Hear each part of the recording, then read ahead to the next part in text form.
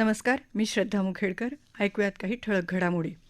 राज्यात मान्सूनची गती मंदावल्यानं अनेक भागांमध्ये पावसाची प्रतीक्षा कायम आहे. राज्यात येत्या काही दिवसांमध्ये पावसाचं प्रमाण तुलनेनं कमी राहील, असा अंदाज हवामान विभागानं वर्तवला आहे.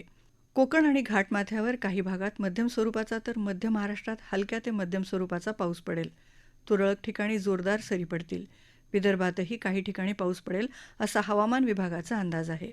आषाढी एकादशीच्या निमित्तानं पंढरपूरकडे निघालेली संतश्रेष्ठ ज्ञानेश्वर महाराज आणि संत तुकाराम महाराजांच्या पालख्या पुण्यातला मुक्काम संपवून पुढं मार्गस्थ झाल्या आहेत.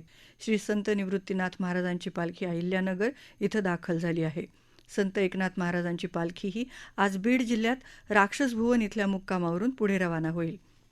कर्नाटकात बेकायदेशीर वास्तव्य करणाऱ्या 2 पाकिस्तानी नागरिकांना पोलिसांनी आज चिक्कबल्लारपूर इथून अटक केली. या दोघांनी आपलं खरं नागरिकत्व लपवून अवैधरित्या शिधापत्रिका आणि मतदार ओळखपत्र देखील मिळवलं होतं, अशी माहिती पोलिसांनी दिली.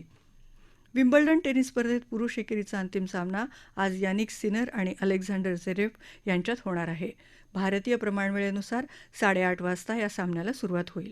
महिला एकेरीत काल झालेल्या अंतिम सामन्यात 21 वर्षाच्या लिंडा नॉस्कोव्ह हिनं कोरोलाइना मुकोव्हावर 6-2, 5-7, 6-3 अशी मात करत अजिंक्यपद पटकावलं.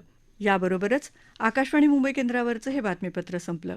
पुन्हा भेटूया संध्याकाळी 7 वाजता आकाशवाणी मुंबईच्या प्रादेशिक बातमीपत्रात. नमस्कार.